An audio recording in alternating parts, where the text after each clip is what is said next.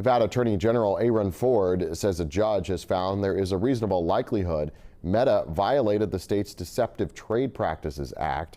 The case centers on how Meta described the safety of end-to-end encryption in its Messenger app and failed to disclose child safety risks.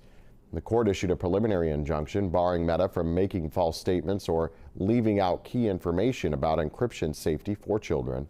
Ford's office also has separate lawsuits pending against Meta, TikTok, Snapchat, YouTube, and Discord, and Kick also, with trials set to begin next year.